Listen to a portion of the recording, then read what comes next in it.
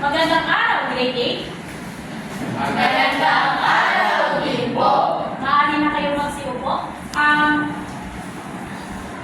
Handa na ba kayong makinig para sa ating panibagong aralin ngayong araw? Opo. Handa na ba kayong matuto para sa bagong kaalaman? Opo. Sigurado ba kayo? Opo. Kung gano'n, ay magsisimula na tayo or sisimula na natin ang ating panibagong aralin.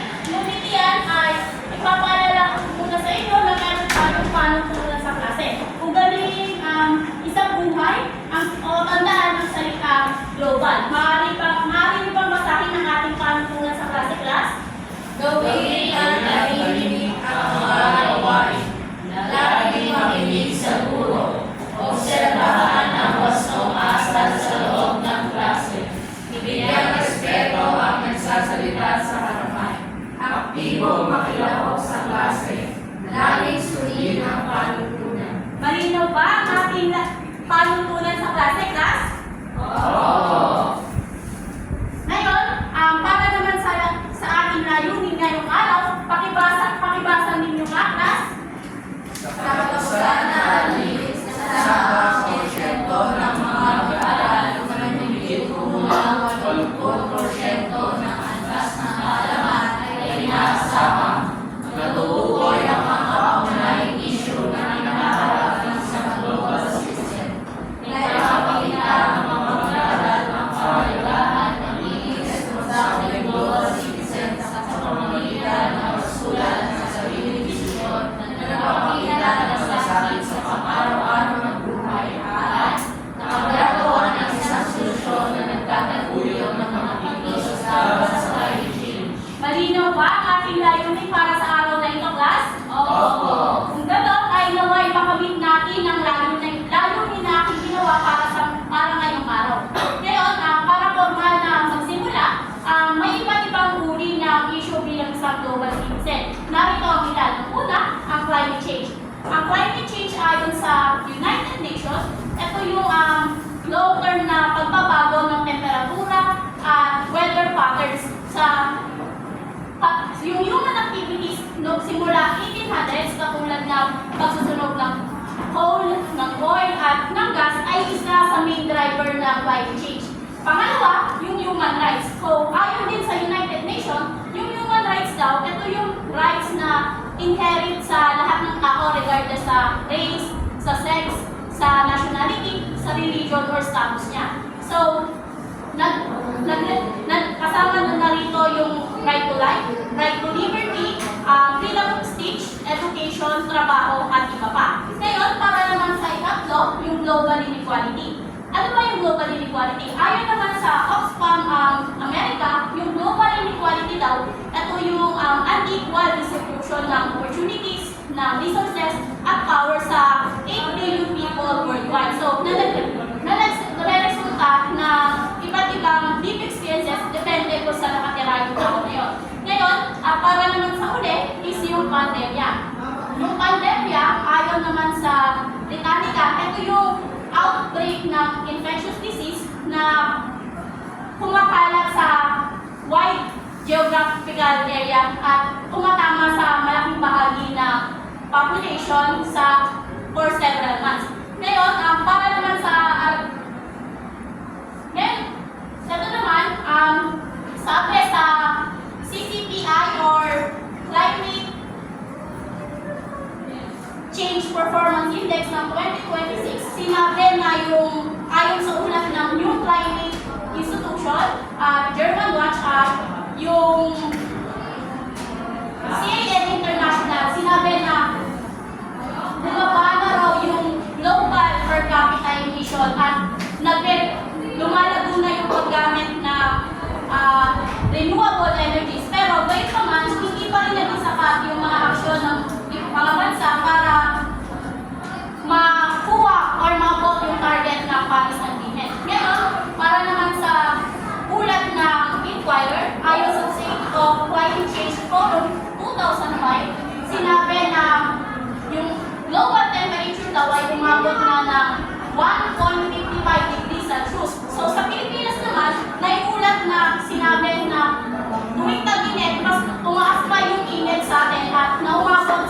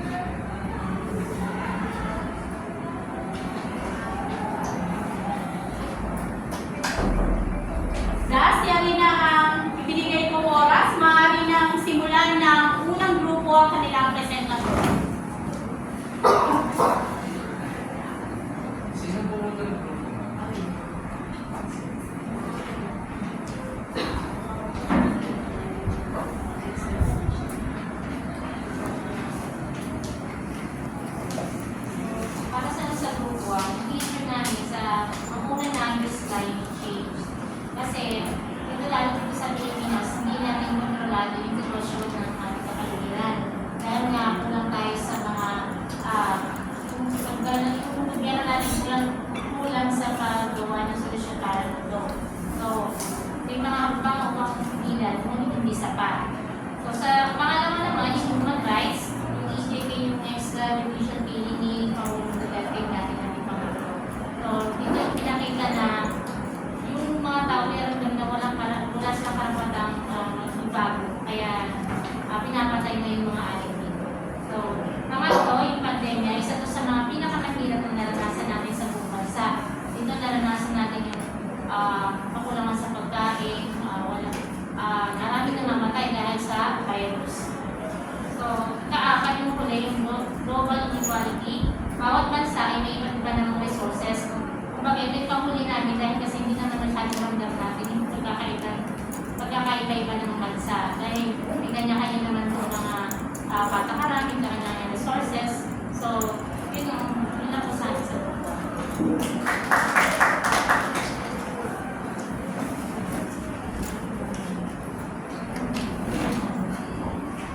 Para sa puntos ng unang grupo, sa kanilang nilalaman, bibigyan ko sila ng 5 puntos, kooperasyon 5 puntos, at presentasyon 5 puntos, at nakuha sila ng kabuuang 15 points.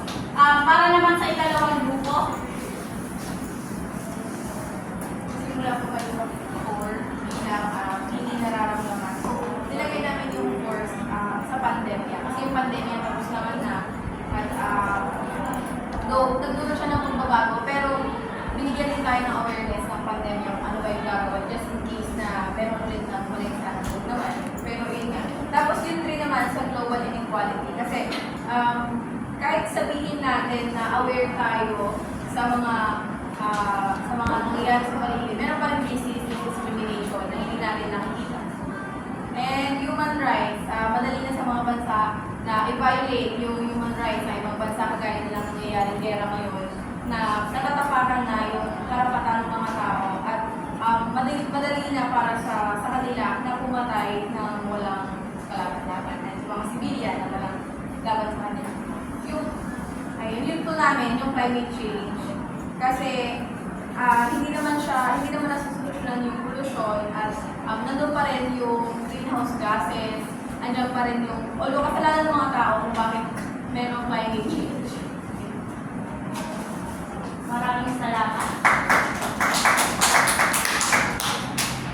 Para naman sa puntos ng ikalawang grupo, bibigyan ko rin sila ng 5 puntos sa nilalaman, 5 puntos para sa kooperasyon, at 5 puntos para sa presentasyon, at nakuha sila ng suma total 15 points. Palakpakan niyo ang inyong mga sarili. Ngayon, para naman sa ating panibagong gawain, maaari pang basahin isa sa inyo ang ating panuto. Geraldine? Ang grupo na nabuo kanina ay siya nanatili. Ang bawat grupo ay isip na social action na nagtataguyod sa continuous laban sa climate change na ilalagay sa pinanda ng grupo naisip na social action. Ang bawat grupo ay pipili ng isang representative na magpapaliwanag. Bibigyan lamang ng grupo para sa Malinaw ba ang ating panuto